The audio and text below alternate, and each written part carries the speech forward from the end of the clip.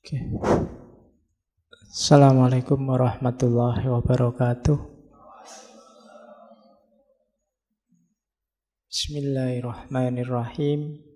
Alhamdulillah.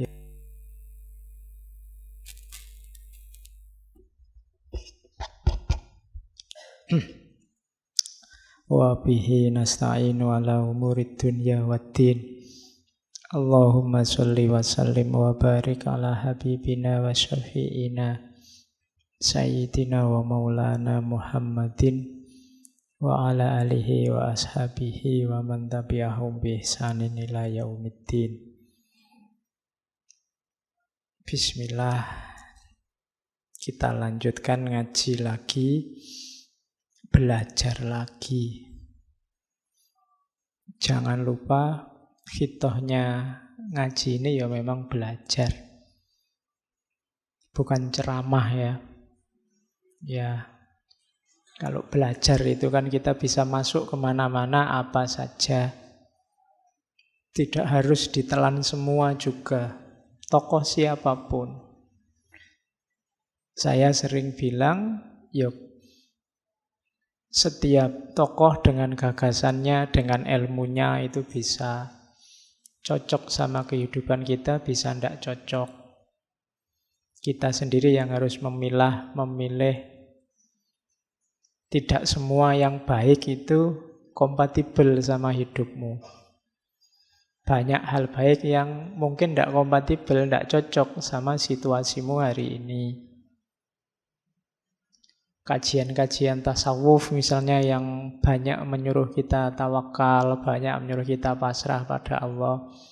Mungkin di bagian tertentu hidupmu hari ini sebagai anak muda kurang kompatibel, karena hari ini kamu butuhnya perjuangan, kamu butuhnya maju, kamu butuhnya progres. Bukan berarti salah, cuma situasimu hari ini belum memungkinkan itu. Oke, harus pas menaruhnya, termasuk tokoh-tokoh seperti yang kita angkat dari para filosof barat. Kemarin kita misalnya René Descartes itu, terus kamu, wah berarti apa aja dipertanyakan Pak?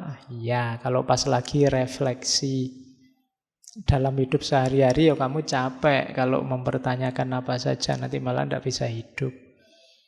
Apa-apa ditakok sih. Ini benar apa enggak? Ini laptop beneran apa enggak? Hakiki apa enggak laptop ini? Ini ngono ya enggak habis-habis nanti itu. Ada momennya sendiri. Cari ruang dan waktunya yang pas.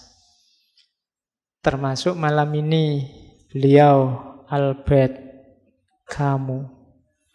Ya, mungkin lidahmu gatel pengen mocok kamus gitu aja lho Pak. Ya, lebih mantep. Ya wis ndak apa-apa sing yang penting yang dimaksud orang itulah kan gitu. Ya. Ya, beliau ini termasuk filosof abad 20 karena lahir 1913. Nanti meninggalnya masih muda, 1960. Berarti usianya berapa? Sekitar 46-47 tahun. Masih muda tapi karyanya besar, pengaruhnya luar biasa dalam tradisi filsafat barat khususnya. Beliau ini orang miskin sejak kecil, kelahiran Aljazair yang waktu itu masih dalam penguasaannya Perancis. Jadi sejak kecil miskin, sakit-sakitan. Kamu ini punya penyakit TBC sejak kecil. Ya. Ya meskipun itu gambarnya ngerokok. Tapi dia punya penyakit TBC, ya enggak apa-apa, menikmati hidup kok. Ya. Cuma nanti beliau gagasan-gagasannya besar. Menikahnya 2 kali. Ya. Ada banyak surat-surat cinta ya dari kamu yang Kelihatannya diterbitkan juga belakangan dengan beberapa perempuan. Ya memang dari profilnya mungkin kelihatan ganteng ya. Wajah sana ndak kayak wajahmu. Ya, yang jelas kalau sama kamu kan hidungnya menang dia. Kita rata-rata pesek-pesek hidungnya. Oke. Tahun 57 beliau dapat Nobel sastra. 3 tahun sebelum meninggal. Dapat ini temannya Sartre, temannya de Beauvoir. Kemudian berarti 3 tahun setelah itu meninggalnya kecelakaan mobil. Jadi, tapi sudah sukses, sudah dapat Nobel, karya-karya besarnya banyak. Kelihatannya banyak juga diterjemah dalam bahasa Indonesia novel-novelnya. The Stranger, Myth of Sisyphus, Caligula, dan lain-lain banyak. Beliau tidak suka disebut filosof, lebih suka disebut essayis. Jadi suka nulis essay. Meskipun ya gagasan-gagasan filsafatnya luar biasa. Banyak orang menganggap dia ini eksistensialis, tapi kamu sendiri tidak suka disebut eksistensialis. Dia merasa ada beda gagasan-gagasanku dengan kelompok eksistensialis. Meskipun bau eksistensialisnya ada. Oke. Pernah ikut Partai Komunis, tapi terus kemudian belakangan mengkritik juga, keluar juga dari Partai Komunis, karena memang orangnya kritis. Bismillah kita lihat ya, kita malam ini belajar gagasan utama yang ingin ditampilkan kamu yang nanti dikenal sebagai absurdisme. Ini sebenarnya melanjutkan Kierkegaard.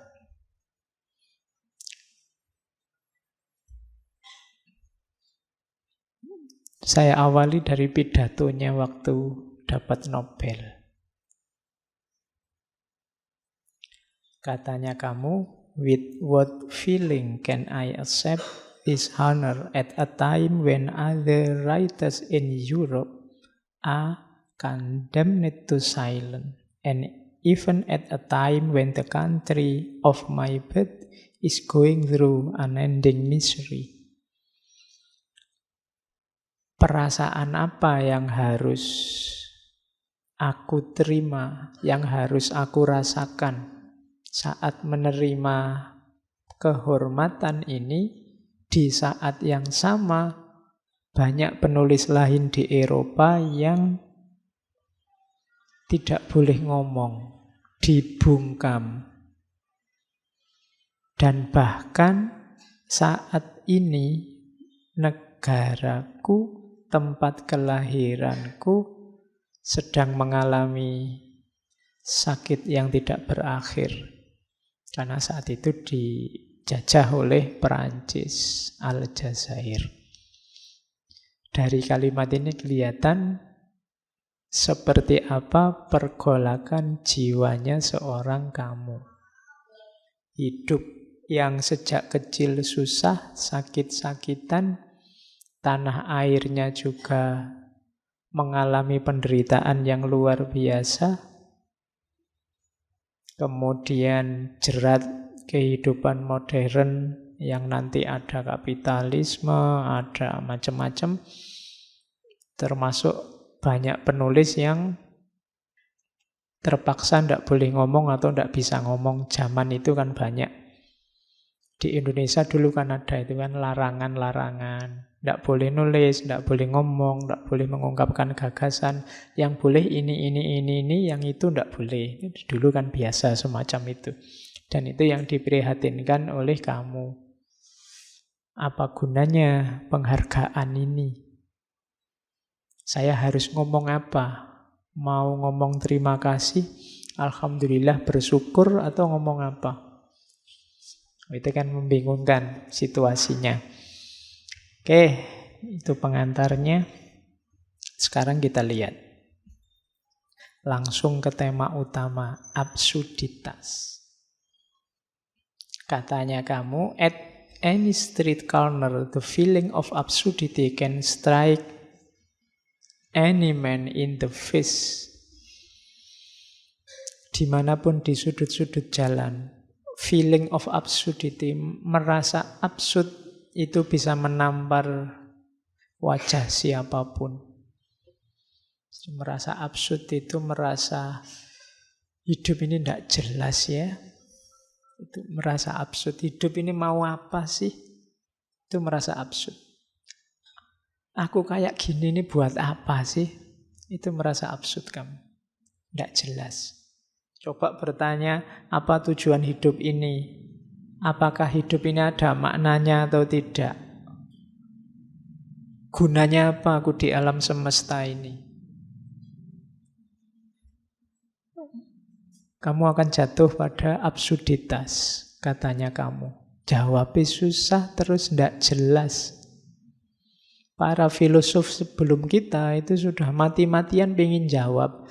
Tapi tidak ada jawaban tuntas. Jawaban-jawaban itu hanya hebat di teori, hebat di buku-buku. Kita belajar ratusan konsepnya para filosof, rasanya ya berhentinya di ajaran mereka saja. Hidup kita ya gini-gini saja. Itu contoh gambaran betapa absurdnya hidup ini. Coba kamu tanya, kenapa kamu ngaji? Tujuannya apa? Hasilnya apa? Yang kamu dapat apa? Nanti kan jadi absurd. Tidak jelas. Mungkin ikut-ikutan, mungkin pingin pinter, mungkin itu tidak jelas. Muter yang tidak jelas itu absurd.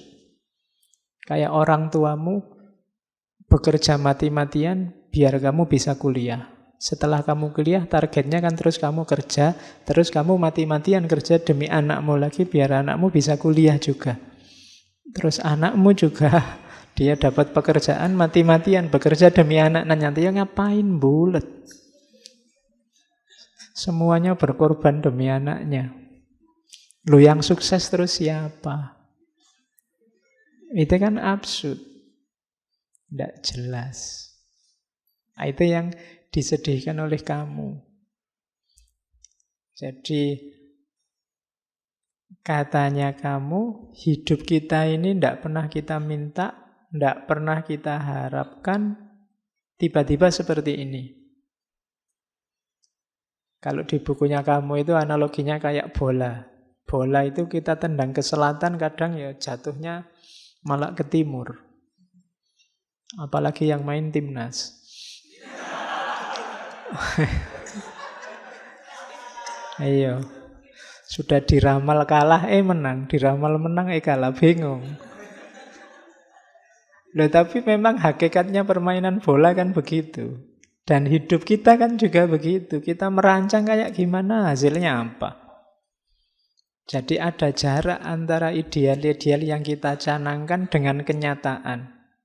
Toh terus kita mati-matian memegangi ideal kita. Itu namanya absurd, katanya kamu. Oke. Ya termasuk nanti kritiknya pada agama. Cuma tidak boleh baper. Kalau dikritik, kadang-kadang kita memang begitu.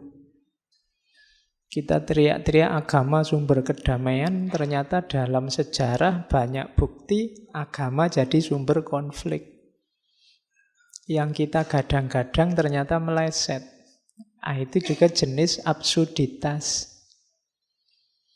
Jadi hidup kita serba, kalau nanti diterjemahkan oleh para filosof eksistensialis kayak Heidegger, faktisitas.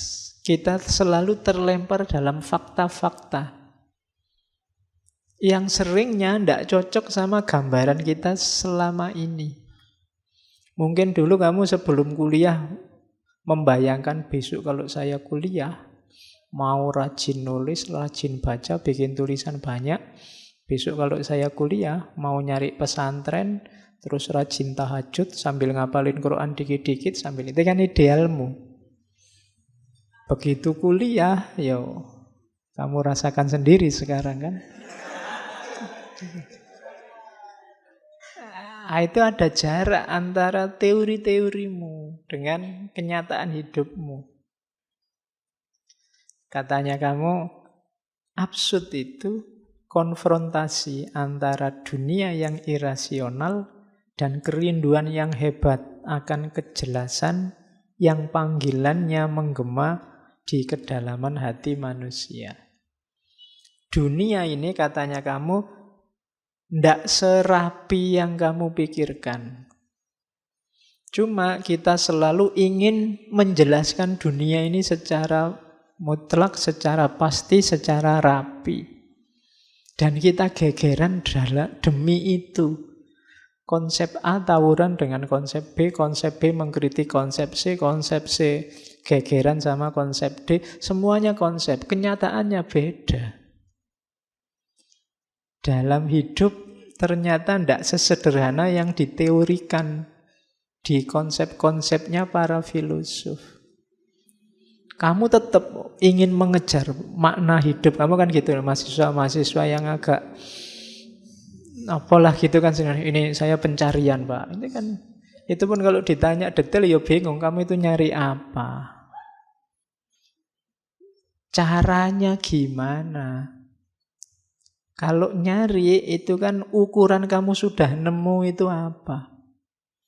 Itu kan harus jelas. Tapi begitu dijelaskan, aslinya tidak begitu, Pak. Mesti gitu. Kenapa? Itulah hidup. Katanya kamu, hidup itu memang absurd. Nah, oke, terus kamu menjelajahi gagasan-gagasan para filosof sebelumnya. Kira-kira apa ada makna yang absolut itu? Dan dia tidak nemu. Meskipun dulu René Descartes teriak-teriak, ayo dicari sampai yang kebenarannya paling pasti. Wong kamu tidak ngerti René Descartes juga bisa hidup enak, bisa ketawa-ketawa. Berarti apa? Tidak operatif, tidak fungsional. Maka katanya kamu tidak. Cirinya hidup ini absurditas. Jadi ketidakpastian. Oke, makanya di awal tadi saya bilang ya, siap-siap cari wadah yang pas untuk gagasan ini. Kamu salah wadah nanti jadi kacau. Terus, absurd itu apa? Ya, absurd itu dari bahasa Latin absurdus, yang artinya tuli atau bodoh.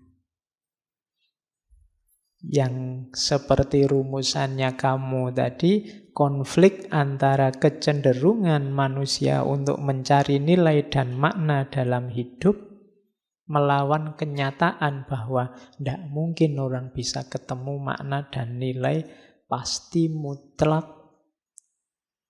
hakiki dalam hidup. Bukan tidak mungkin secara logik katanya kamu, tapi tidak mungkin secara human. Kenapa? Kita ini manusia. Kalau pakai bahasa agama mungkin manusia itu terbatas. Tidak mungkin dia ketemu yang tidak terbatas, yang mutlak, yang ultimate. Humanly impossible. Secara manusiawi tidak mungkin, tidak cuma secara logika. Jadi nanti akhirnya dikenal aliran absurdisme. Satu aliran filsafat yang menyatakan bahwa upaya manusia untuk menemukan makna, ya terserah istilahnya apa, makna batin lah, makna dalam lah, makna yang tinggi lah, ultimate lah, puncak lah, monggo, tapi pasti akan gagal. Tidak akan ketemu. Sehingga sifatnya absurd. Ya kayak tadi, absurd itu hanya dalam konsep. Canggih kalau didengarkan, rapi kalau dipahami, tapi dengan kenyataan itu selalu ketemu pengecualian-pengecualiannya. Karena dunia ini kayak orang main bola. Bola itu arahnya kemana, datangnya dari mana, tidak bisa diramal. Oke, tidak jaminan kalau apa wis Barcelona melawan PSS Sleman misalnya pasti menang Barcelona. Itu tidak jaminan. Ya kalau Allah menghendaki kan gitu maumu kan. Jadi ya bisa aja yang menang PSS. Mungkin Barcelona ini tadi bingung iki bal-balan opo gini. Terus dia malah kalah. Bisa begitu. Hidup ini absurd memang. Jadi tidak usah kaget kalau klub idolamu yang kamu jago-jagokan kok kalah. Alasannya gampang. Ya hidup ini memang absurd. Ya, jadi santai saja. Kamu tidak perlu galau. Oke. Nah, tadi kan feeling. Absurd itu yang kamu rasakan. Dari mana sih munculnya perasaan absurd itu? Yang pertama, konflik tadi ya, antara dunia manusia dengan pikirannya dan situasi dia yang tidak bisa lepas dari dunia. Kamu punya ideal-ideal. Sementara kamu tidak bisa lepas dari kenyataan hidupmu yang tidak cocok sama ideal yang kamu canangkan. Toh kamu tetap mati-matian berpegang pada ideal-idealmu. Nah, itu namanya absurd. Jadi ada clash antara cita-citamu dengan kenyataan. Pinginmu sih jadi dokter, kok yo daftar kuliah keterimanya di UIN Usuluddin misalnya. Itulah tabrakan sama sekali itu. Iya, wis ndak bisa gimana lagi, Bu. Kamu ngotot yang penting saya jadi dokter apa ya bisa. Ya paling mentok jadi dukun. Iya. Loh itu yang disebut absurd oleh ya. Kita kan inginnya ya contoh gampang misalnya sistem pemerintahan kita pakai demokrasi biar A, B, C, D. Nanti mungkin banyak anomali dalam kenyataannya. Dan itu biasa karena memang dunia itu absurd. Enaknya hidup itu gini loh Pak, bla bla bla bla. Tapi dalam kenyataannya pasti nanti geser, tidak sesederhana itu. Itulah nanti dari situ muncul perasaan absurd. Yang kedua, absurd itu bisa terletak pada inginmu memahami hidup ini sedalam mungkin, sehakiki mungkin, seluas mungkin, tapi kenyataannya tidak mungkin kamu bisa begitu. Kemampuanmu, wawasanmu, sejauh apa jangkauan ilmumu, ya pasti terbatas. Mau komprehensif tidak gampang. Wong kita ini manusia yang meruang dan berwaktu. Jadi sehingga yang kita pahami ya sejauh jangkauan kita. Itu pun kita merasa inilah hakikatnya hidup. Nah, itu namanya absurd. Yang kamu tahu kebenaran itu ya sejangkau wawasanmu hari ini. Itu pun kamu tetap merasa ya tetap ini Pak yang paling sejati. Padahal tidak. Itulah perasaan absurditas yang kedua. Oke, itu kalimat yang ketiga menjelaskan. Kodrat manusia yang seutuhnya menginginkan adanya penjelasan yang menyeluruh sifatnya.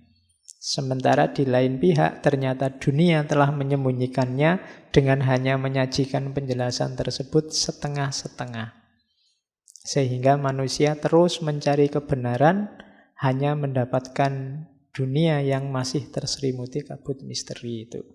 Kalimat-kalimatnya banyak yang puitis karena kamu kan sastrawan. Iya. Cuma kalimat kayak gini kamu baca sekali itu susah dipahami. Karena ini juga kan terjemahan. Ya intinya yang tadi bahwa dunia ini misteri. Tidak bisa ditebak hanya oleh satu teori. Begitu kamu tebak A, besok dia ganti jadi B. Begitupun kadang-kadang kita ngeyel, pokoknya harus A. Sehingga yang terjadi apa? Absurditas. Kan banyak di antara kita yang terlanjur terikat oleh ideologi, oleh pandangan, oleh aliran, oleh perspektif. Sehingga kadang-kadang meskipun buktinya menunjukkan bahwa perspektif kita salah, kita tetap ngeyel dengan perspektif kita. Itu contoh absurditas. Oke. Terus, yo misalnya kamu lihat teh ini. Misalnya teh ini sebenarnya manis, biasanya manis. Terus begitu kamu rasakan, mungkin takmirnya lupa ngasih gula, terus lu pahit lo itu. Enggak, Pak. Teorinya tetap teh itu manis. Loh, wong saya merasakan sendiri pahit. Oh, itu Bapak yang keliru. Jadi sekarang kan begitu orang. Jadi buktinya jelas, tapi kamu tetap gandolan, kamu tetap pegangan teorimu, perspektifmu yang selama ini kamu anggap benar. Itulah absurditas. Oke. Nah, itu ada quote-quote tentang absurditas yang saya ambil beberapa dari kamu. Misalnya ini absurd. Banyak orang belajar tentang kebahagiaan itu apa, diperoleh dari mana, isinya apa. Padahal katanya kamu, you will never be happy if you continue to search for what happiness consists of. Kamu tidak akan pernah bahagia kalau kamu terus mencari apa sih kebahagiaan itu. Kenapa? Selama kamu mencari, ya kamu akan sumpek dalam pencarianmu. Jadi sepanjang kamu mencari, kamu tidak akan pernah bahagia. Sama kayak you will never live if you are looking for the meaning of life. Kalau kamu hanya sibuk mencari makna hidup, lah kapan kamu hidup? Itu yang dimaksud absurditas. Jadi kita selama ini kan apa yang kamu lakukan? Mengejar kebahagiaan, Pak. Lalu ngapain? Ya bahagialah saja. Kalau kamu mengejar kebahagiaan, kamu tidak akan ketemu kebahagiaan, kamu ngejar terus. Wong dia tidak hilang misalnya. Tinggal kamu nikmati saja. Sama kayak hidup tadi. Kamu kok repot banget nyari maknanya apa, artinya apa, hakikatnya apa. Mbok sudah hidup gitu aja kan selesai. Nah, itu maunya kamu. Itu contoh betapa absurdnya kita. Bahkan kadang-kadang katanya kamu nobody realize. Tidak banyak orang yang sadar bahwa banyak orang menghabiskan sangat banyak energi untuk jadi normal. Itu kan dikritik. Untuk jadi orang biasa saja, jadi manusia yang normal, itu kadang-kadang kita menghabiskan banyak sekali energi. Banyak orang yang menghabiskan daya, tenaga, waktu, pengen jadi apa? Pengen jadi manusia yang sejati, Pak. Manusia yang sejati aja kok repot-repot. Ya mbak, kamu hidup aja sebagai manusia selesai. Tapi energi kita habis untuk mengejar cara jadi manusia yang normal. Kayak SpongeBob itu kan, ada ketika dia pengen jadi normal, malah sumpek sendiri.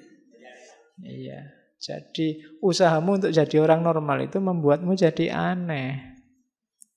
Harus ya kamu biasa saja jalani hidup seperti adanya sudah normal. Tapi kan kamu terus bikin standar-standar tentang kenormalan. Normal itu gini loh Pak, orang waras itu gini orang. Dan kamu kejar itu. Jadi energimu banyak habis untuk sesuatu yang tinggal kamu jalankan. Oke, itu kritiknya kamu. Itu ada yang ketiga saya bawa. Manusia selalu jadi korban dari kebenarannya. Begitu dia mengakui satu kebenaran, begitu dia memeluk satu kebenaran, maka saat itu juga dia memasang belenggu dalam hidupnya. He cannot free himself from them.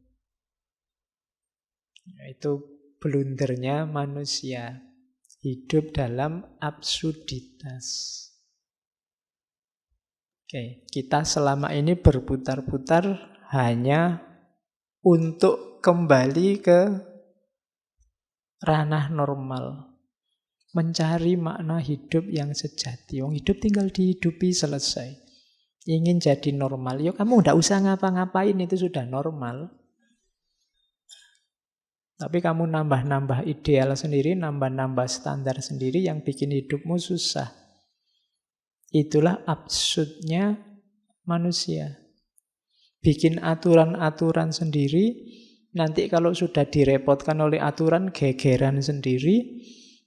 Terus setelah itu aturannya dihapus sendiri, bikin aturan baru lagi gantinya, terus gegeran lagi, terus dihapus lagi, ganti. Kan selalu begitu. Energi kita habis dalam absurditas. Nah, itu kritiknya kamu. Terus nanti dia menggambarkan hidupnya manusia itu lewat mitologi Yunani. Jadi ada dewa namanya Sisyphus. Sisyphus ini putra Raja Aeolus. Oke, dia ini rada nakal. Banyak melakukan kejahatan, tapi terus dihukum oleh dewa-dewa, oleh Zeus, dimasukkan neraka. Di neraka pun dia masih nawar. Satu ketika dia ingin, mbok sekali-sekali saya main ke bumi. Masa disiksa terus, nggak bosan mau nyiksa saya. Nah, terus dikasih cuti sebentar ke bumi. Cuma begitu ngalami indahnya bumi lagi, dia nggak mau kembali. Oh, lebih enak di bumi daripada disiksa di neraka, ya mesti wae. Dia tidak mau kembali. Wah, dewa-dewanya semakin marah, akhirnya dikasih hukuman yang paling menyakitkan. Hukumannya itu mendorong batu ke atas. Batu ini kalau sampai atas akan jatuh ke bawah lagi. Kan kayak gunung itu dia gelinding ke bawah lagi, harus diambil lagi, dinaikkan lagi. Dan nanti akan jatuh lagi. Harus diambil lagi, dinaikkan lagi. Pokoknya susah payah naik, sampai atas, menggelinding ke bawah, jatuh. Dan hukumannya itu, sampai akhir zaman dia harus gitu terus. Pokoknya tidak ada akhirnya gitu terus. Nah, ini yang oleh kamu disebut absurditas. Hidup kita itu kayak gitu, sudah capek-capek mendorong ke atas, nanti gelinding ke bawah. Kita turun lagi, kita dorong lagi ke atas, gelinding lagi ke bawah. Muter di situ terus. Katanya siapa, kita ini progres, wong bolak-balik. Problem zaman dulu sekarang lahir lagi dengan kemasan berbeda, isinya sama. Zaman dulu sudah debat tentang bentuk negara syariah ada di mana. Sekarang ya debat itu lagi. Zaman awal kemerdekaan, awal penjajahan juga sudah debat tentang itu, debat lagi. Jadi kita ini sering kayak Sisyphus, muter bolak-balik. Tadi pagi saya diskusi tentang Bung Hatta itu, ada yang bilang, wah pikirannya Bung Hatta itu hebat ya. Sampai hari ini masih relevan. Jangan-jangan bukan pikirannya yang masih relevan, kita aja yang naik kelas sejak dulu. Jadi nasihat dari puluhan tahun yang lalu masih bisa kita pakai. Jangan-jangan kita sejak dulu belum menyelesaikan masalah apa-apa. Problemnya ya tetap itu saja. Jadi dawuhnya para sesepuh masih relevan terus rasanya. Jadi kayak Sisyphus kita.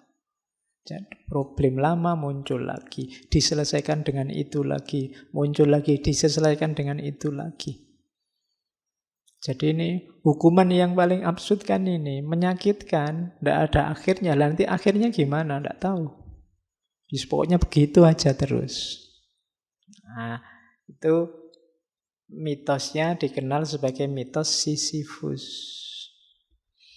Katanya kamu, itulah harga yang harus dibayar manusia demi gairahnya hidup di bumi. Cuma, ini terus solusi dari kamu. Kita mulai ya lihat solusinya.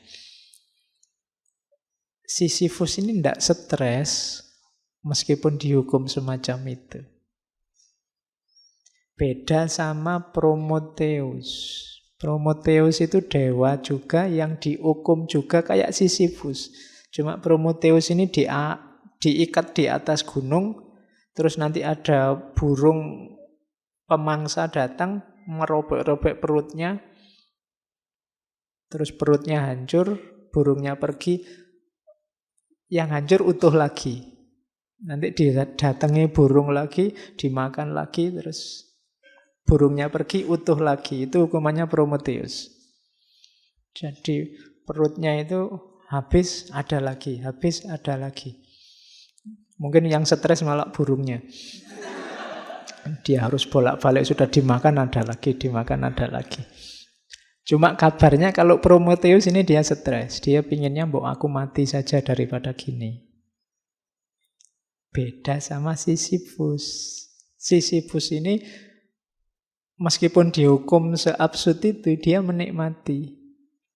Di gambarannya kamu, dahsyatnya Sisyphus, dia masih bisa tersenyum. Bayangkan Sisyphus ini bahagia.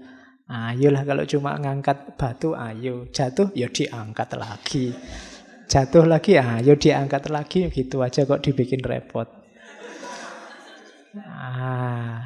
Ya. Jadi itu solusinya dari kamu, nanti kuncinya di situ. Oke. Nah, makanya pertanyaan besarnya kamu tentang Sisyphus itu kalimatnya bagus. Should I kill myself or have a cup of coffee? Kalau aku sumpek kalau hidup ini absurd, terus apa aku harus bunuh diri atau ayo ngopi saja? Loh, kan sekarang kan kamu sering pakai ini, alah daripada sumpek ngopi aja yuk. Kan gitu. Jadi iya sih, hidup ini absurd, hidup ini sumpek, hidup ini ruwet. Ngopi aja yuk, ngapain dibikin ruwet. Makanya pertanyaannya kamu, should I kill myself? Apa aku harus bunuh diri? Kan enggak toh? Meskipun hidup ini absurd, hidup ini rumit, hidup ini sumpek, nikmati saja. Kan bahasa lainnya itu. Jangan stres, jangan sumpek. Nah, jadi kalimat ini boleh kalian tulis besar-besar di kamarmu. Kamu kan sering sumpek. Ya, kalau kamu sumpek masuk kamar, aku harus bunuh diri apa ngopi saja. Ya. Nanti mau ngopi, loh kok duitnya habis, bunuh diri saja. Ya. Oke. Nah, katanya kamu, ya memang ketika berhadapan dengan absurditas, orang kan ketemu 3 hal ini. Ada orang yang putus asa, terus suicide, bunuh diri. Bagi kamu enggak, bunuh diri itu pengecut. Enggak berani menerima tantangan. Jadi langkah pertama sangat tidak direkomendasi. Jadi jangan bunuh diri eman-eman. Ya kan, masih banyak yang bisa dimanfaatkan dari dirimu dalam hidupmu, macam-macam. Jangan bunuh diri, maknai sendiri hidupmu, tidak apa-apa. Yang kedua, banyak juga yang ini cuma katanya kamu kurang maksimal. Namanya leap of faith. Nyari sandaran. Ya, kalau bahasanya kamu, biasanya kan orang terus lari ke agama. lari ke kepercayaan. Itu bahasanya kamu bunuh diri filosofis. Bunuh diri filosofis itu, sudahlah aku ndak usah mikir ruwet-ruwet tentang hidup, wis pasrah saja. Itu namanya bunuh diri filosofis. Kamu halangi dirimu untuk jangan mikir lagi, jangan sumpek-sumpek lagi, jangan merancang-rancang apa-apa lagi, pasrah saja 100%. Nah, ini kalau menurut kamu namanya bunuh diri yang filosofis, yang dibunuh akalnya, yang dibunuh intelijensinya. Nah, itu juga tidak direkomendasi. Jadi jalan yang kedua, menolak kemampuan individu untuk mencari makna secara rasional. Ndaklah, jangan buat pelarian. Ya, nanti agama jadi pelarian, Tuhannya jadi kambing hitam. Kalau ada apa-apa terus, ini kan sudah ditentukan oleh Tuhan. Itu namanya Tuhannya jadi kambing hitam. Ini tidak direkomendasi oleh kamu. Kamu maunya yang ketiga. Akui saja bahwa hidup ini memang absurd. Langkah pertama itu, terima saja absurditas itu.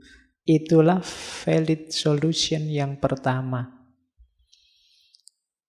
Kalau kamu tidak mengakui, tidak mau menerima absurditas, itu kayak kamu orang yang tidak berani menghadapi kehidupan. Kan kehidupan tadi cirinya absurd. Karena memang hidup itu cirinya absurd, kalau kamu lari dari absurditas tadi, kayak kamu lari dari hidup. Kayak Prometheus tadi, wis minta mati saja. Beda sama Sisyphus, dia bisa menikmati, tidak apa-apa. Loh, saya dihukum, iya wis ayo sini dihukum, tidak apa-apa. Dinikmati saja, ngelinding ke batu ke atas, jatuh lagi. Ya diambil lagi. Yang penting kan tidak mati, dia hidup terus. Bisa menaik turunkan batu. Nah, jadi pertama-tama langkah yang valid menghadapi absurditas itu, katanya kamu, terimalah. Tidak usah disangkal. Tidak usah kamu nyari-nyari argumen untuk membantah bahwa hidup ini tertib, teratur, rapi, kita bisa menguasai dunia, mengontrol. Tidak bisa. Diterima saja bahwa hidup ini serba tak terduga, susah untuk dikendalikan, dan seterusnya. Diterima saja itu dulu. Oke, jadi hadapi absurditas itu, jangan lari. Lah terus gimana Pak? Hidup kita asal? Enggak. Setelah kamu terima bahwa hidup ini absurd, dan kamu tidak nyari sandaran-sandaran untuk melarikan diri, maknai saja hidupmu versimu seperti yang kamu inginkan. Tanpa harus berpretensi bahwa ini loh makna terbaik, makna ultimate, makna puncak. Maknai saja hidupmu. Katanya kamu, manusia sepanjang sejarah itu kan berusaha menemukan makna hidup. Dan dia akhirnya jatuh di satu di antara dua. Hidup ini tidak bermakna, atau ada makna tapi dari realitas lebih tinggi dan kita hanya disetir saja. Katanya kamu, dua-duanya tidak kondusif untuk hidup kita. Dua-duanya memposisikan kita jadi objek. Jadilah subjek sendiri dalam hidupmu. Ciptakan maknamu sendiri dalam hidupmu. Mungkin itu tidak objektif, tapi makna yang kamu ciptakan sendiri, versimu, itu membuat hidupmu sekarang jadi lebih berharga. Dan kamu tidak merasa kosong lagi, tidak merasa hampa lagi karena absurditas tadi. Ndak apa-apa, hidup ini absurd. Kalau hidup ini ndak karu-karuan, tak bikin makna versiku sendiri yang membuat hidup ini rasanya kayak karu-karuan.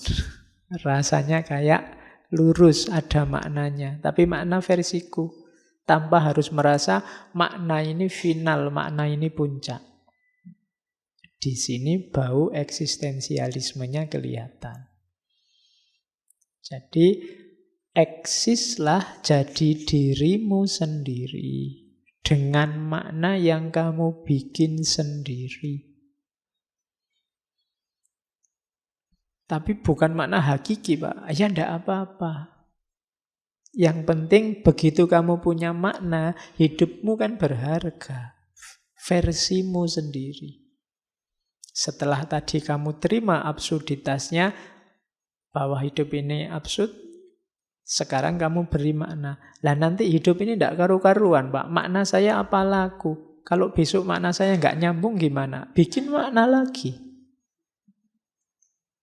Ya, bikin makna baru lagi. Kalau sudah tidak cocok, ya ganti lagi. Dulu mungkin sebelum kuliah kamu, pokoknya Pak, saya maunya belajar. Pacaran, no way, misalnya. Ya, itu kan makna versimu. Tapi nanti mungkin semester 3 kok ya ada yang nyantol dan mau. Eman-eman ini kalau dilepaskan. Misalnya. Ya contohnya kan gitu. Tapi kan dulu prinsip saya ini Pak. Ya diganti saja, apa susahnya sih? Wong dulu prinsip kamu sendiri yang bikin. Sekarang diganti yang baru kan juga tidak apa-apa. Wong situasinya memang berubah. Mungkin dulu kamu membayangkan wajahku gini mungkin tidak terlalu laku lah paling. Mungkin. Ternyata laku juga misalnya. Ya diganti aja. Wong dulu makna itu kamu yang bikin kan. Prinsip-prinsip itu kan kamu yang membangun. Begitu situasinya ganti ya diganti saja. Kok dibikin repot? Kan banyak orang yang mati-matian. Tidak bisa pokoknya. Apapun yang terjadi saya tidak mau Pak pacaran. Ya kamu sumpek dewe. Energimu akhirnya habis untuk ngempet biar tidak pacaran tadi. Hari ini kita banyak yang begitu. Demi prinsip. Itu diketawain sama kamu. Bukan saya loh ya. Ya. Jadi ndak terima saja hidup yang absurd itu.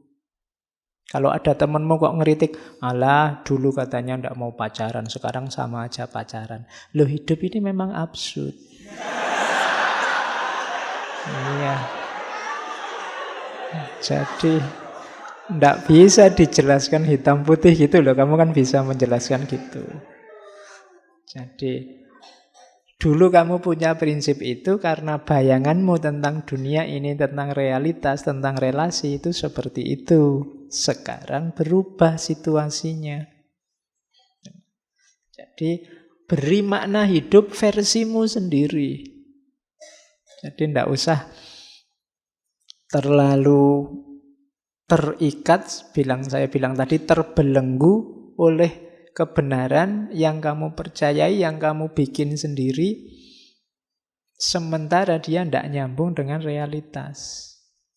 Jadi bikin makna versimu.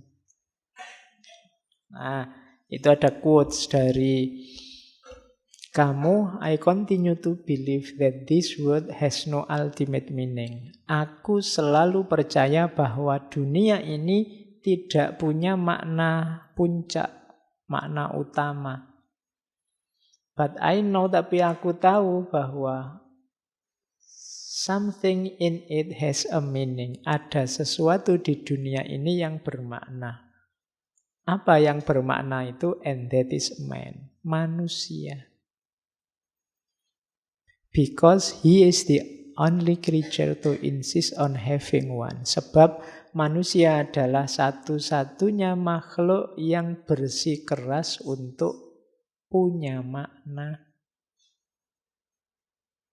Iyalah, menurutku sih makna puncak itu tidak ada. Kecuali makna itu ada di manusia. Karena manusialah yang memberi makna-makna, yang membuat makna-makna. Ngaji ini penting apa enggak? Itu kan makna-makna. Perlu ndak ada minuman dua semacam ini, itu kan makna-makna. Wong kadang-kadang diminum cuma satu, kok selalu dikasih dua misalnya. Tapi kan itu ada makna di sini, nggak sekedar matematika. Jadi yang punya makna-makna siapa? Manusia. Peristiwa ya sekedar peristiwa. Kitalah manusia yang menempelkan makna-makna. Jadi berarti apa? Makna itu adanya dalam diri manusia, tidak di alam semesta. Jadi alam semesta ini puncaknya makna apa? Tidak ada. Karena yang nempeli makna-makna itu manusia. Ya sama tadi dulu kan waktu kita belajar filsafat bahasa semiotik itu kan, bahwa manusia itu makhluk yang bermain dengan tanda, dengan makna. Warnanya merah dimaknai berhenti, warnanya hijau dimaknai kualik ya. Merah berhenti, hijau jalan ya bener. Ya kadang-kadang sambil ngantuk ngomongnya kebalik. Cuma nanti dalam konteks yang berbeda, merah dimaknai berani, ya kan? Sementara kuning dimaknai kematian misalnya, putih juga ada orang meninggal misalnya. Itu kan yang ngasih makna manusia. Barangnya sih cuma bendera warna putih, tapi kadang-kadang dimaknai ada orang meninggal. Kadang-kadang kalau di sirkuit balapan ya berarti ada tabrakan. Kalau kan selalu begitu. Kalau lagi perang itu maknanya menyerah kan gitu. Itu kalau kamu tidak cerdas urusan makna-makna, kamu bingung hidup di dunianya manusia.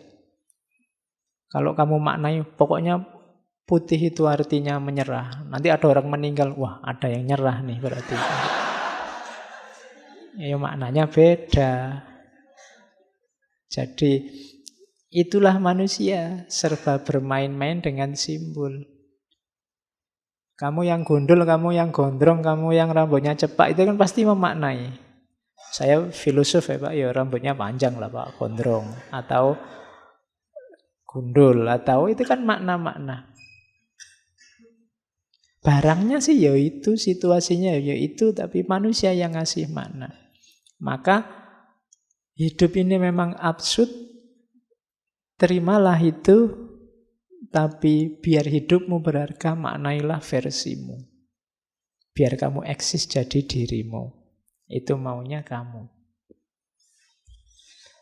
Terus, yang jelas jangan lari.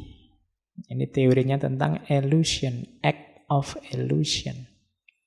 Banyak orang yang melarikan diri dari absurditas.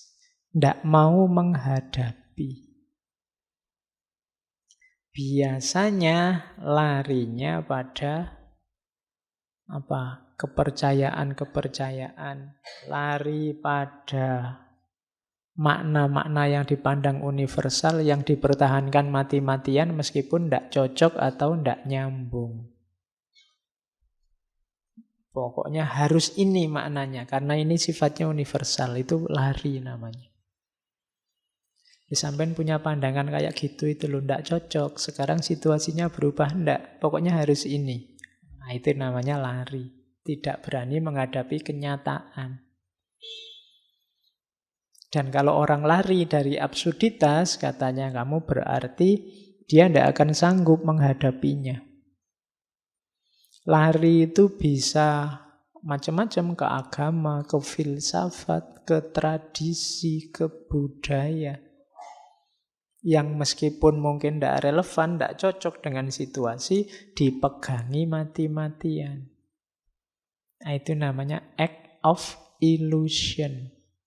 Illusion bukan illusion ya, illusion. Pelarian. Banyak orang yang tidak sadar melarikan diri dari rumitnya hidup. Nyari nyaman dengan memegangi yang dia percaya, yang dia anggap benar, meskipun kalau mau jujur sudah tidak cocok lagi dengan kehidupan. Nah, itu kritiknya kamu.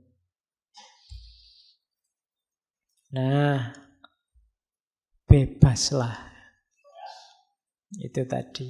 Untuk kamu bisa memberi makna dalam hidup, berarti kamu harus bebas dari belenggu-belenggu yang selama ini menghalangi kemajuanmu untuk memberi makna. Bagaimana caranya, Pak, saya bisa memaknai hidup saya versiku sendiri? Syaratnya cuma satu, bebaslah. Freedom. Jadi freedom itu jalan paling pendek untuk orang bisa menerima absurditas. Nanti kamu memperkenalkan konsep acceptance without resignation. Menerima tanpa menyerah. Jadi menerima tanpa menyerah itu, iya, saya terima hidup ini absurd, tapi aku tidak akan menyerah menghadapi absurditas itu. Aku akan memberi makna. Aku akan merancang hidupku, memutuskan pilihan-pilihanku sendiri. Jadi disitulah kuncinya kebebasan. Rahasianya bebas itu apa? Berarti orang melepaskan diri dari kungkungan absurditas hidup untuk memutuskan memberi makna sendiri terhadap hidupnya. Itulah freedom. Ya tinggal kamu cermati hidupmu, kira-kira yang sangat membelenggu apa? Yang tidak relevan, yang kamu anggap benar dalam hidupmu apa? Yang tidak cocok apa? Dievaluasi. Jadi kalau Pak sudahlah Pak, biar jalan saja. Wong memang hidup ini absurd, biarkan saja saya ikuti absurditas itu, berarti namanya menyerah. Tidak boleh. Absurditas terimalah, tapi jangan menyerah. Ya kayak kamu misalnya berkaca terus, oh ya saya terima Pak wajahku kayak gini, tapi aku tidak menyerah. Ya tidak menyerah itu maksudnya kalau aku mau berjuang berusaha nanti hasilnya juga. Nah, itu namanya acceptance without resignation. Jadi menerima tapi tidak nyerah. Ya saya terima Pak IP saya jelek tapi saya tidak menyerah. Saya akan berusaha gimana caranya biar tidak DO misalnya. Nah, itu namanya acceptance without resignation. Atau kok seandainya DO, saya akan memaknai secara berbeda. Nah, loh iya, saya terima DO-ku tapi DO bukan segala-galanya misalnya. Loh iya, emangnya hidup ditentukan oleh IP ijazah kan tidak. Ya, yo nomor satu nasib. Oke. Ya, kalau pas nasibnya jelek terus dimaknai saja sebagai tantangan. Kasih makna baru nanti. Oke. DO kan membebaskan dirimu dari banyak tanggung jawab. Loh iya kan, cara membacanya begitu. Itu yang disebut pemaknaan. Jadi selama ini kamu dikejar-kejar, kamu tegang luar biasa. Wah ini sebentar lagi, sebentar lagi. Tapi begitu DO, alhamdulillah. Bebas aku sekarang, tidak mikir lagi. Wong ya sudah free, kan gitu. Itu namanya contoh pemaknaan. Jadi bebaskan dirimu dari banyak belenggu. Ada banyak topeng yang hari ini kamu pakai, setiap topeng membelenggu kepalamu. Nah, coba cek mana yang masih relevan, mana yang tidak. Kalau yang tidak relevan, ya lepaskan. Bikin makna-makna baru biar hidupmu berarti, berharga. Karena sejago apapun kamu, kalau hanya ikut-ikutan, tidak ada harganya. Kamu tidak eksis sebagai dirimu. Nyawanya teori eksistensialisme kan di situ. Dirimu berharga sebagai manusia, itu kalau kamu eksis sebagai dirimu. Bukan kerumunan tapi individual. Kamu sebagai apa? Ingin tampil sebagai apa? Itu kan eksis hari ini, itu kan kamu artikan tampil. Muncul sebagai apa? Nah, itu eksistensialisme. Di situ eksistensialismenya kelihatan dari kamu. Oke. The only way to deal with an unfree world is to become so absolutely free that your very existence is an act of rebellion. Satu-satunya jalan untuk berhadapan dengan dunia yang tidak bebas adalah menjadi sepenuhnya bebas. Sehingga hidupmu, keberadaanmu, hakikatnya adalah tindakan pemberontakan. Berontaklah. Yang diberontak apa? Ketidakbebasanmu. Ada banyak hal yang membelenggumu, bebaslah. Tindakanmu apapun kalau dasarnya tidak bebas, tidak ada nilainya. Saya orang baik, Pak. Kenapa kok kamu melakukan kebaikan? Dipaksa ya, Pak. Itu kan tidak ada nilainya. Orang tidak akan ngasih hadiah kamu, wong dipaksa. Kamu salah juga begitu. Kamu melakukan kesalahan, Pak terpaksa, Pak saya memperkosa. Lah kok bisa dipaksa, Pak? Ya. Itu kan juga ketika dipaksa kan nilai salahnya juga berkurang banyak. Wong kamu tidak bebas, milih sendiri. Kalau boleh milih, kamu tidak akan memperkosa. Tapi karena dipaksa, ya terpaksa diperkosa. Contoh gampangnya begitu. Sehingga hidupmu harusnya adalah act of rebellion. Tindakan pemberontakan. Kamu tidak berontak siapa-siapa. Berontak nilai-nilai yang mengungkung hidupmu, yang membuat dirimu tidak eksis sebagai dirimu, sehingga semua tindakanmu jadi tidak bernilai. Nilai satu tindakan itu antara lain syaratnya harus kamu bebas. Dalam fikih kan selalu kan, misalnya haji apa-apa, syaratnya yang pertama balik, terus merdeka. Kan selalu ada istilah merdeka itu. Karena orang kalau yang tidak merdeka, tidak kena khitab. Tidak bisa kena hukum. Wong dia tidak merdeka. Yang dia lakukan hanya sesuai perintah. Dia tidak bebas menguasai dirinya sendiri. Kalau dulu konotasinya memang perbudakan. Tapi hari ini ada banyak hal yang memperbudakmu, cuma kamu tidak sadar. Nah, nanti kamu renungkan sendiri. Sejauh mana kamu bebas, mandiri, menguasai hidupmu sendiri. Kenapa sih harus bebas? Katanya, kamu freedom is nothing but a chance to be better. Kebebasan itu tidak lain adalah kesempatan untuk jadi lebih baik. Biasanya ketidakbebasan itu menginginkanmu ada dalam status quo. Harus seperti saat ini yang begini. Itu biasanya terus kamu dipagar-pagari sehingga tidak bebas. Padahal hidup kita ini kan harus selalu berkembang ke arah yang lebih baik, lebih baik. Kalau bahasa hadisnya, yaumuhu khairun min amsihi. Ketika tidak lebih baik, berarti kita macet, mandek di kebenaran hari ini. Yang mungkin sudah tidak relevan lagi di hari esok.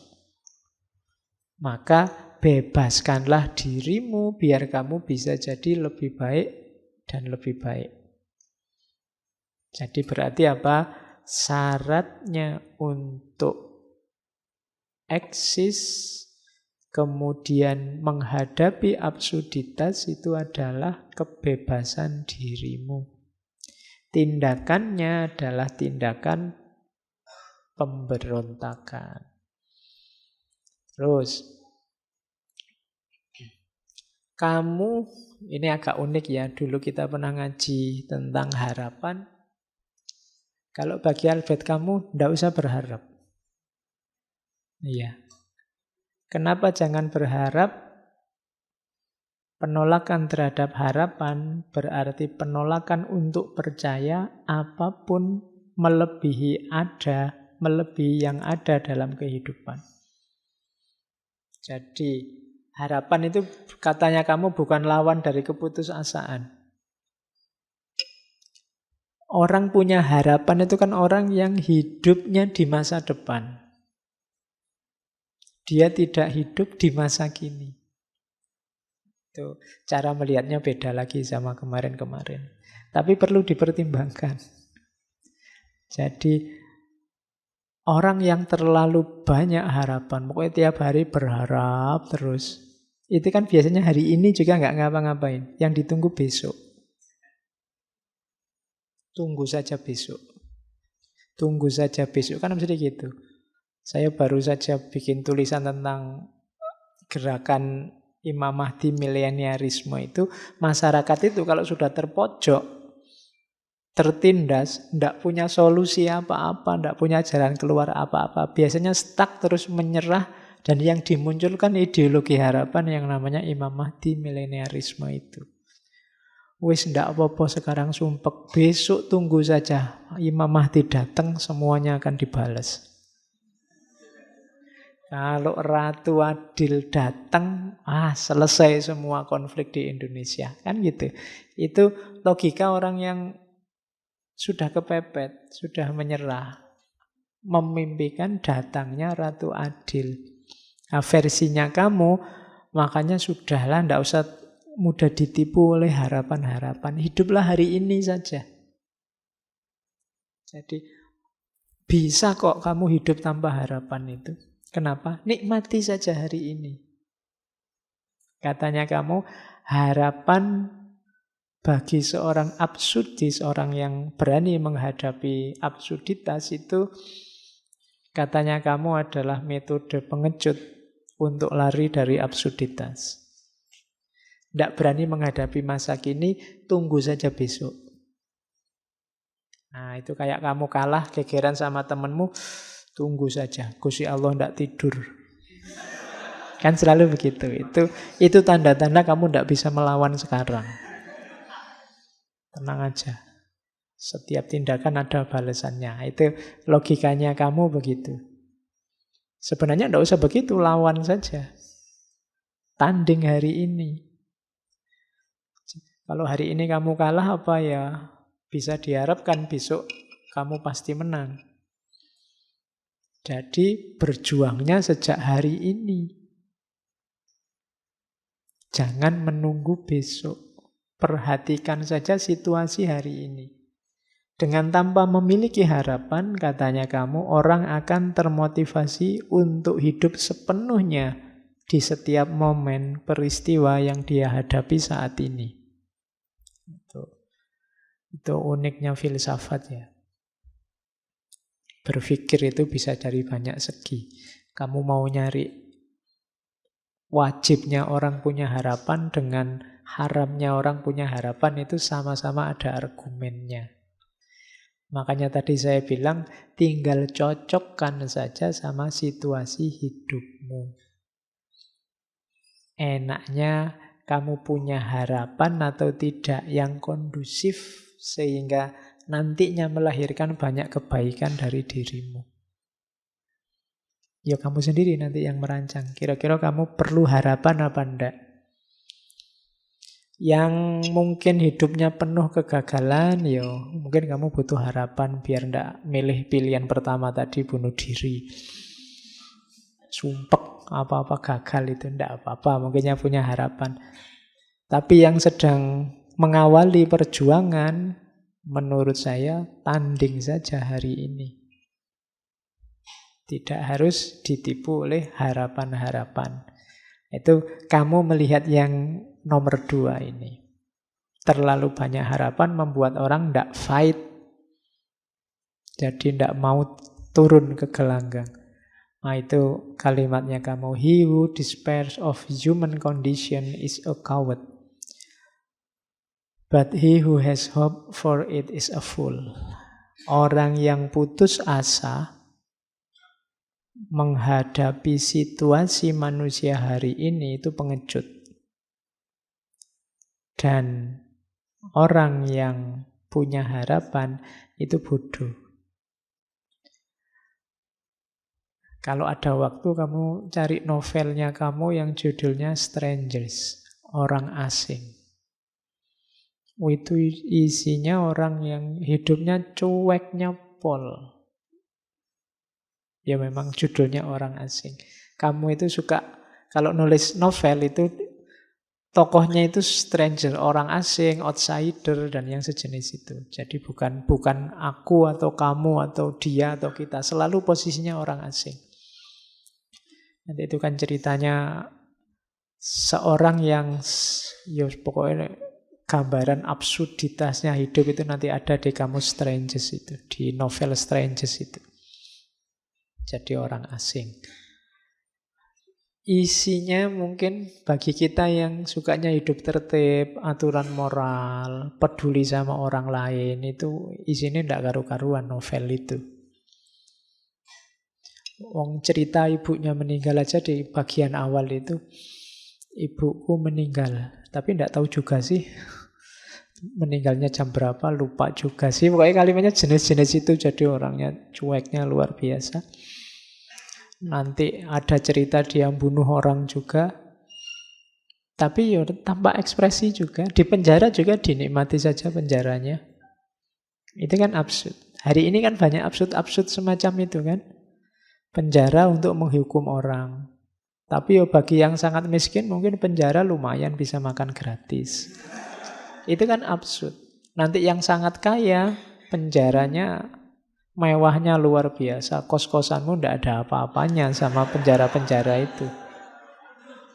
Iya, kalau disuruh tuker mungkin mending kamu yang di penjara sana, yang di penjara suruh tidur di kos-kosanmu. Dia mesti tersiksa luar biasa. Lah iya kan? Loh itulah absurdnya hidup. Gitu loh. Kamu semacam itu pun kamu kan tidak merasa terpenjara. Kamu kan nggak pernah mengeluh, wah aku terpenjara di kos-kosan, kan tidak ada. Padahal mungkin kos-kosanmu ngalah-ngalahi penjara. Tapi koruptor-koruptor tertentu itu kan ya penjaranya mewahnya luar biasa. Ada kulkas, ada TV, ada itu. Itu kan yang disebut absurd. Lu gimana orang bisa kapok? Kalau namanya hukuman tapi hukumannya menyenangkan. Nah, itu kan absurd. Tapi tenang saja, jangan putus asa menghadapi situasi. Barang siapa putus asa, dia pengecut. Nah, ya semoga Pak besok lebih baik. Itu harapan. Kalau harapan berarti bodoh. Itu kan kalimatnya begitu. Dia bodoh. Berarti apa? Taklukkan kalau ada situasi tidak beres hari ini, ayo dibereskan. Jangan nunggu besok. Jangan berharap besok. Sekarang. Kalau berharap besok kan ya, apalagi besok-besoknya kita itu kan bisa panjang rentangnya. Ya, saya berharap Indonesia ini nantinya lama-lama jadi negara adil dan makmur. Loh, jangan nunggu besok. Ayo berjuang sekarang biar Indonesia ini adil dan makmur. Itu maunya kamu. Oke. Makanya gunakan jurus ini, teori ini, konsep ini di ruang dan waktu yang pas. Awas keliru. Terus, kalau ini yang pemberontakan tadi ya. Jadi ada quote bagus dari kamu yang ini mungkin nyindir René Descartes dulu. I rebel, therefore I exist. Aku memberontak, maka aku ada. Iya. Loh, kalau kamu manut saja, ya memang kamu tidak eksis. Eksis itu kan tidak sama dengan hidup. Ya kamu ada ya, tapi kan tidak eksis sebagai dirimu. Untuk kamu eksis sebagai dirimu, kamu harus memberontak. Yang diberontak apa? Situasi absurd dalam kehidupanmu. Beri makna versimu. Belenggu-belenggu yang tadi membuatmu hidup secara tidak sadar dalam kungkungan, dalam cengkraman kelompok, aliran, ideologi, gagasan, kebenaran, itu kan semua membelenggumu yang tidak mesti relevan. Berontaklah, kemudian pilihlah yang relevan, beri makna hidupmu yang positif, maka I rebel, therefore I exist. Aku memberontak, maka aku ada. Ya, itu. Kalau dulu kan cuma berpikir, aku berpikir maka aku ada. Tapi kalau berpikirnya kerumunan, hanya ikut-ikutan orang lain, kamu masih belum ada. Dirimu masih belum muncul. Munculnya dirimu itu kalau kamu eksis sebagai dirimu. Nah, ini Albert Camus. Oke. Terus. Nah, pertanyaan besarnya kan terus ada di sini. Tentang moralitas. Tapi kan kita hidup ini butuh akhlak, Pak. Butuh moralitas, Pak. Biar tertib. Iya.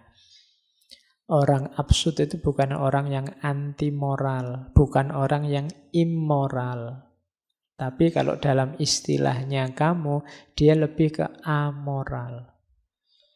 Ini susah ya membedakan. Amoral itu tindakan yang netral, tidak ada hubungannya sama moral. Kalau immoral itu tindakan yang berlawanan dengan moral. Saya minum itu mungkin amoral, tidak ada hubungannya dengan moral. Oh, haus ya minum biasa aja.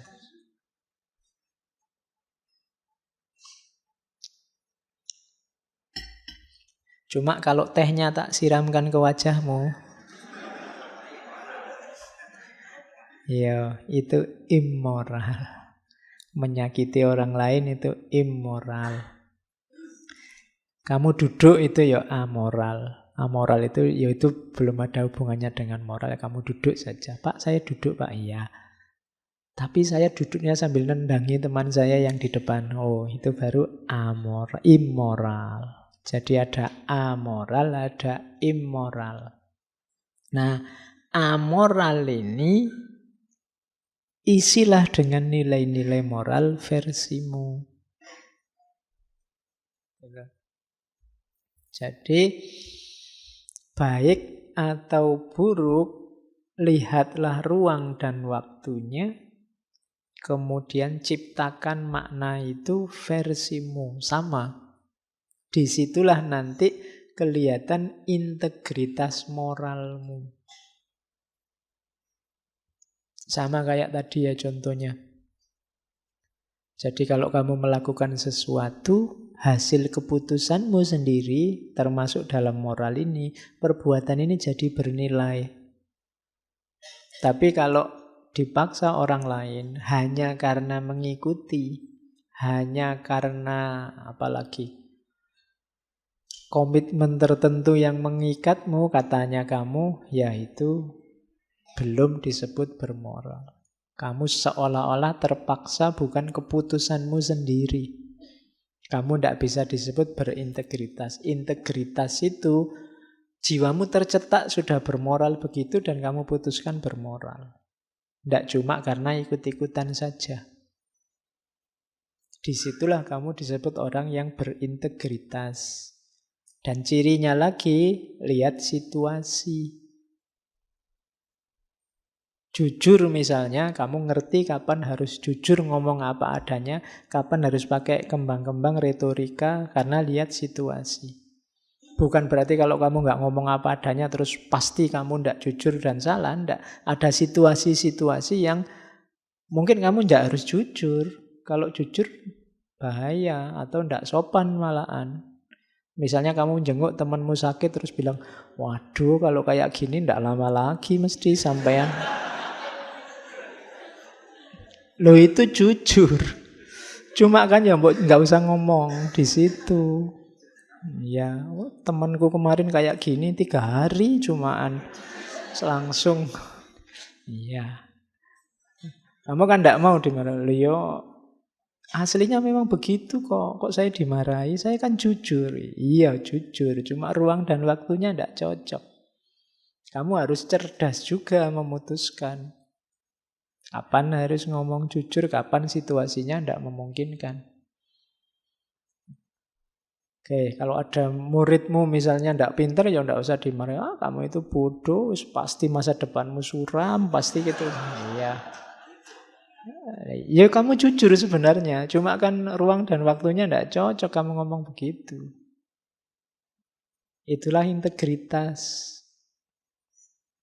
Jadi ndak sekedar membuta mengikuti aturan, tapi kamu ngerti ruang dan waktunya yang pas. Itu maunya kamu tentang moralitas, menghadapi absurditas. Nah,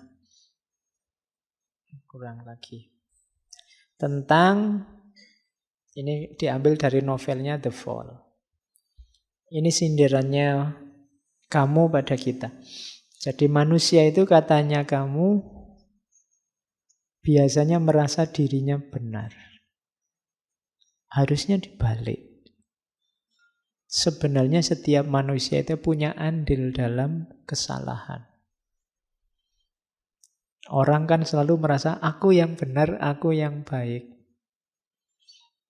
Tapi harusnya setiap orang sadar bahwa begitu lahir kesalahan, dia juga turut andil dalam kesalahan itu, dia turut ambil saham dalam kesalahan itu. Meskipun katanya kamu bagian menghakimi, tidak boleh orang menghakimi kesalahan orang lain. Sadarlah bahwa kamu sangat mungkin melakukan kesalahan dan setiap orang juga begitu, tapi jangan menghakimi kesalahan orang lain. Jadi kita percaya diri kita yang benar, sekarang mulai digeser kalau versinya kamu, percayalah bahwa kamu mungkin salah. Itu efeknya luar biasa. Hari ini kan kita kadang-kadang agak sumpek lihat orang yang mengklaim bahwa aku yang paling benar, aku yang paling baik. Lebih kondusif katanya kamu, sadarilah bahwa aku mungkin salah, aku mungkin keliru. Itu akan lebih baik.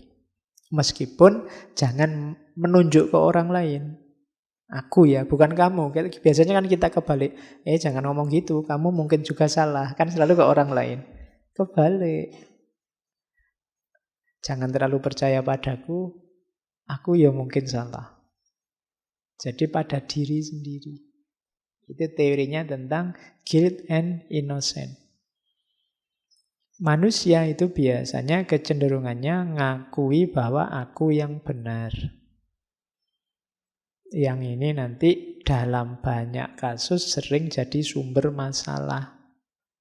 Karena aku merasa aku benar, terus kamu juga merasa kamu benar, itu kalau yang dipercaya sama ternyata isinya beda, yang terjadi kan konflik. Beda dengan mentalnya dibalik. Aku mungkin salah.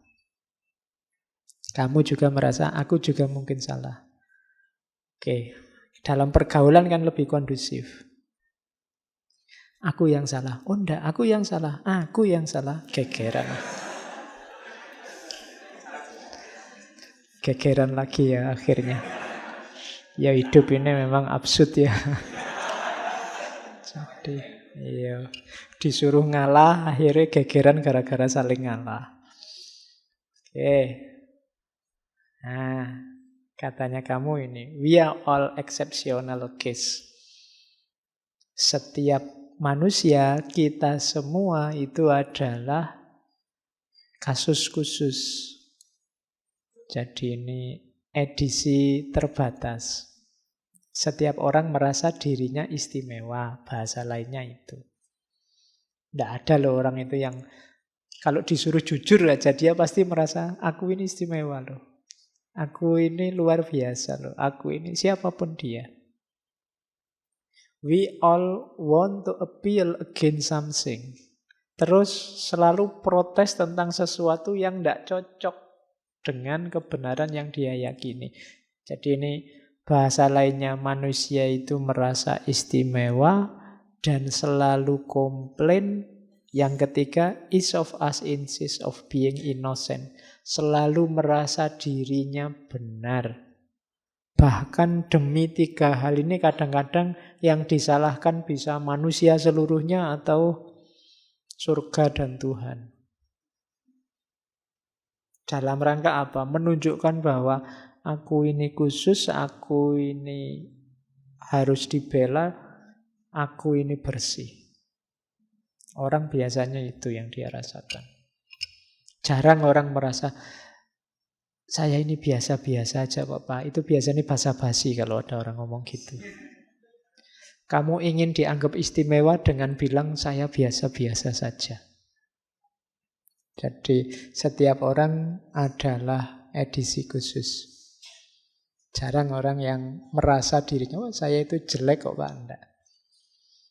Pasti kamu merasa istimewa. Yo, pasti selalu ada embel-embelnya. Kamu kalau menyebut dirimu jelek kan biasanya ada embel-embel. Yo, jelek-jelek gini Pak, saya itu kan mesti ada belakangnya. Enggak pernah saya jelek titik. Pasti jelek-jelek gini kan sih gitu. Jadi selalu edisi khusus. Ya makanya kalau ada yang tanya, kamu ganteng apa jelek? Oh, kalau saya sih ganteng enggak, cuma limited edition. Tidak ada lagi yang kayak saya misalnya. Nah, itu kan setiap orang merasa istimewa. Dan biasanya selalu komplain. Itu bahasanya Quran kan, innal insana khuliqa halu'a. Manusia itu komplain terus. Jadi appeal against something. Terus merasa benar, merasa bersih. Feel innocent at all cost. Bahkan untuk demi semua tadi, keistimewaan dirinya, kebersihan dirinya, kadang-kadang menyalahkan semua orang. Atau bahkan bentuk ekstrimnya sampai menyalahkan surga kalau di situ. Ya menyalahkan Tuhan. Ini maunya Tuhan gini, mau apa lagi? Kan begitu. Itu namanya nyalahkan Tuhan. Takdirnya Tuhan begini, mau apa lagi? Yang disalahkan Tuhan. Jadi cirinya itu tadi tentang guilt and innocent. Bahwa manusia itu kebanyakan merasa dirinya bersih. Bahayanya di situ. Terus, ini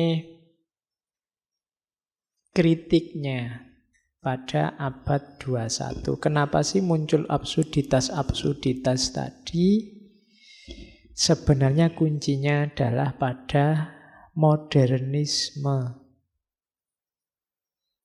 Jadi ini kritik yang disebut di hampir semua karya sastra Eropa awal abad 21, abad 20.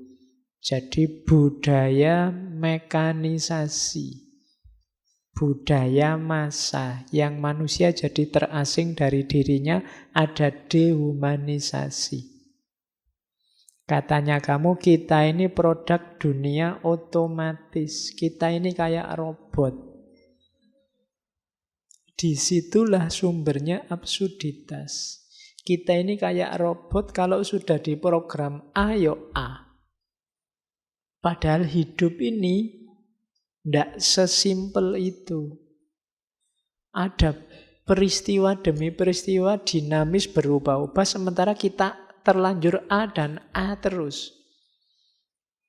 Sehingga ideal yang kita hayati sering tidak nyambung dengan hidup sehari-hari. Dari mana berarti itu munculnya? Mekanisasi hidup. Hidup kita ini monoton. Sarapan jam 7, makan siang jam 12, makan malam jam 7 malam. Dan kita kan ajak begitu. Pokoknya sehari makan 3 kali, Pak. Meskipun nanti di sela-sela jam makan itu bisa nyemil, bisa macam-macam. Kadang sudah makan berat, ada ketela, ada jagung. Lu kan belum nasi, Pak. Waktunya makan.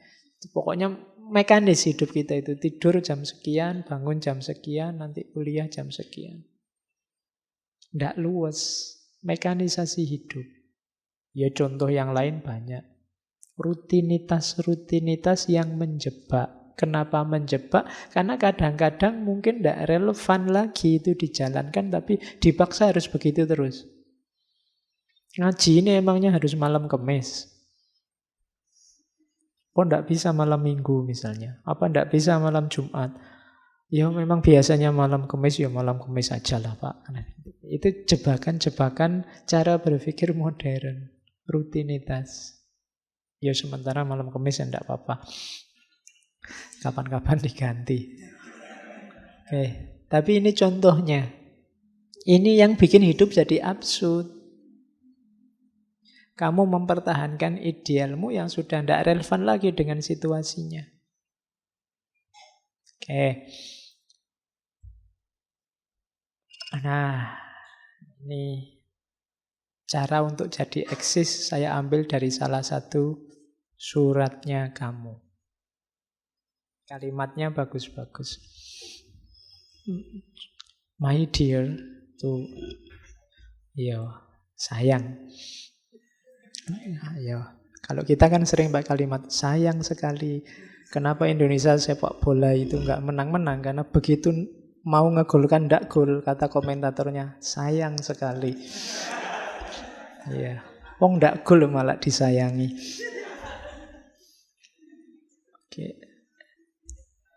Ya, katanya kamu ini in the midst of hate, di tengah-tengah kebencian, kutemukan dalam diriku cinta yang tidak terkalahkan.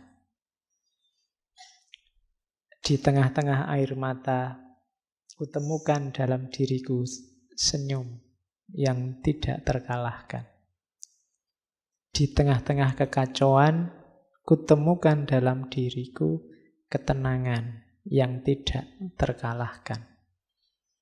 Aku sadari melalui semua itu bahwa di tengah-tengah musim gugur, kutemukan dalam diriku musim panas yang tidak terkalahkan. Dan itu membuatku bahagia. Karena apapun yang terjadi, betapapun kerasnya dunia ini menekanku, dalam diriku ada sesuatu yang lebih kuat, sesuatu yang lebih baik, yang melawan balik, menekan. Oh, itu ngirim surat cintanya unik ya. Tapi isinya dalam. Ini membuat orang jadi tangguh. Dunia ini memang absurd. Banyak sekali kebencian, banyak sekali air mata, banyak sekali kekacauan. Tapi tidak usah khawatir kalau engkau manusia yang sejati, dalam dirimu ada cinta yang tidak akan bisa dikalahkan oleh kebencian. Ada senyum yang tidak akan bisa dikalahkan oleh air mata. Ada ketenangan yang tidak akan bisa dikalahkan oleh kekacauan. Apapun tekanan dunia padamu, engkau lebih kuat, maka engkau bisa menekan balik dunia. Jangan mau ditekan. Caranya gimana? Tekan balik. Nah, jadi hidup kita adalah perjuangan saling menekan antara kita dan dunia. Menanglah, eksislah, jadi dirimu, jangan tenggelam dalam absurditas tadi. Nah, itu nasihatnya kamu dari surat ini. Kalau ini juga dari buku hariannya. Temukan makna, sisihkan melankolia dari kesedihan. Keluarlah jalan-jalan. Jangan di kamar saja, jangan sumpek saja. Ayo keluar. Tidak harus satu perjalanan yang romantik di taman, tapi muncullah seolah-olah ada satu momen spektakuler, bertabur bunga dan keharuman, lalu satu sosok imajinatif yang luar biasa membawamu ke dunia lain. Keluarlah kamar, bayangkan sudah semua orang menyambutmu, bayangkan kamu disambut dengan bunga-bunga, bayangkan aja, enggak apa-apa. Iya. Jadi jangan mengurung diri terus di kamar. Tidak harus satu perjalanan yang membuatmu berkali-kali terlahir kembali. Temukanlah makna yang tidak pernah terbayangkan oleh kepala siapapun yang lain. Jangan takut menghabiskan waktu bersama dirimu sendiri. Tidak peduli nanti menemukan makna atau tidak. Curilah waktu dan berikan sepenuhnya secara eksklusif kepada dirimu sendiri. Nikmatilah hidupmu, bahagiakan dirimu. Curilah waktu. Ya, hari ini orang menyebutnya me time. Ya, enggak ngerti isinya apa me time itu. Pokok intinya senangkan dirimu. Harus ada waktu untuk itu. Nikmatilah privasi dan kesendirianmu.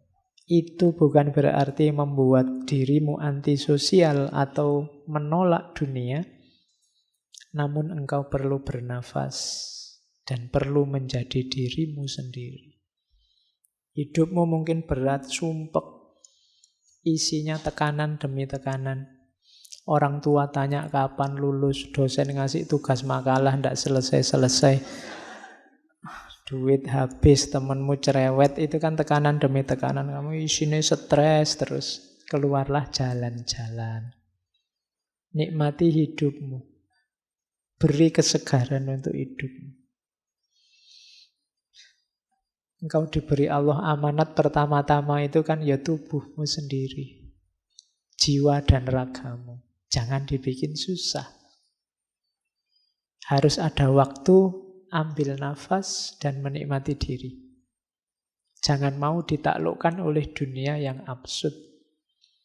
Carilah makna. Ketemu syukur, tidak ketemu, nikmatilah hidupmu. Kan gitu. Syukur-syukur kamu ketemu makna yang tidak pernah orang lain ketemu yang kayak gitu dan kamu dapatkan. Nah, itu sarannya kamu. Jadi dia hidupnya sejak kecil sumpek, maka dia tahu cara menyemangati orang untuk tidak menyerah menghadapi banyak kesulitan.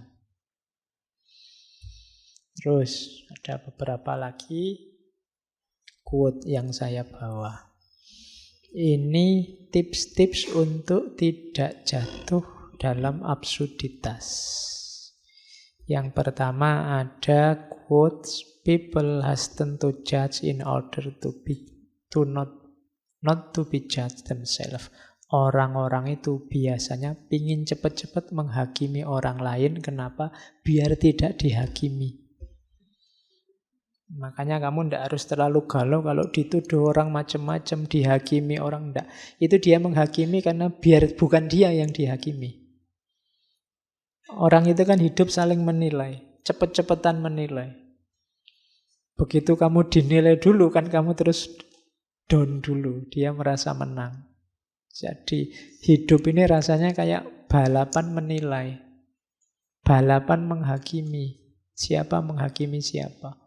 Makanya kamu tidak harus terlalu kaget, terlalu galau kalau dihakimi orang, dinilai orang. Itu sebenarnya hanya biar dia tidak dihakimi duluan. Nah itu katanya kamu begitu. Jadi santailah. Jangan panik. Makanya kayak di yang kedua itu, to be happy we must not be too concerned with others. Kalau ingin bahagia jangan terlalu dipengaruhi, terlalu perhatian dengan orang lain. Ya setengah cuek lah pokoknya dalam hidup ini. Jangan terlalu galau dengan penilaian-penilaian orang lain yang tidak perlu. Wong mereka bukan dosenmu, bukan gurumu aja, tidak apa-apa. Penilaian mereka tidak harus terlalu menggalaukanmu. To be happy. Biar apa? Biar hidupmu bahagia. Hidup sekali jangan isinya hanya sumpek karena dinilai orang lain. Nah, itu hidup yang tragis. Termasuk yang ketiga, Don't believe your friend when they ask you to be honest with you.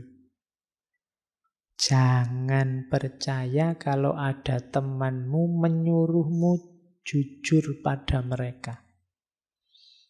All they really want, yang mereka inginkan sebenarnya adalah maintain the good opinion they have of themselves. Dia sebenarnya sekedar ingin meyakinkan bahwa diri mereka lah yang baik. Jadi kalau ada orang ngomong, "Mbok kamu jujur padaku," itu sebenarnya dia cuma ngomong, "Aku jujur, sekarang kamu jujurlah padaku." Jadi sebenarnya dia ingin meyakinkan dirinya bahwa aku ini sudah baik, sekarang tinggal kamu yang harus baik. Itu sama kayak menilai tadi, sebelum dinilai orang, dia menilai dulu. Nah, jadi kalau ada orang, "Mbok kamu jujur padaku," ya kamu duluan yang jujur. Jadi kalau memang niatnya menjatuhkan teman, ya jangan terlalu diambil galau. Don't believe your friend. Itu pokoknya di level ini itu kamu ngajak gegeran ini sama orang lain. Kenapa? Karena orang lain sering ngerecoki hidup kita. Meskipun nanti belakangan kan ada moralitasnya. Ya enggak sekedar ini. Cuma antara lain ini. Karena di sekeliling kita banyak orang yang ingin eksis tidak dengan cara mengeksiskan dirinya, tapi dengan cara menjatuhkan temannya. Sehingga eksistensi dia menunggu temannya jatuh apa enggak. Kalau temannya jatuh baru dia muncul.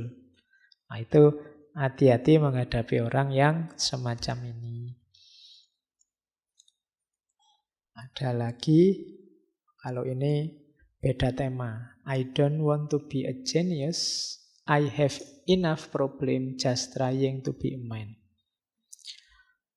Aku tidak ingin jadi orang jenius.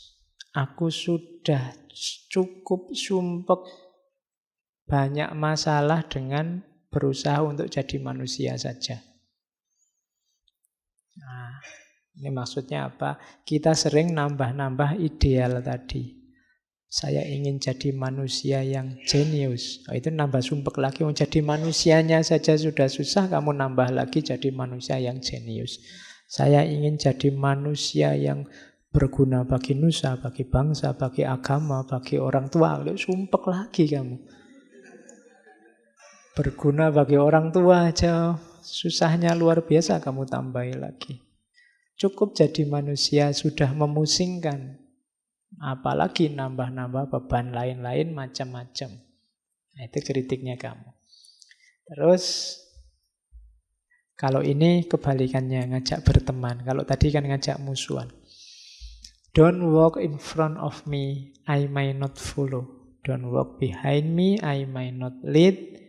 Walk beside me, just be my friend. Ya, jangan berjalan di depanku, mungkin aku tidak akan mengikutimu.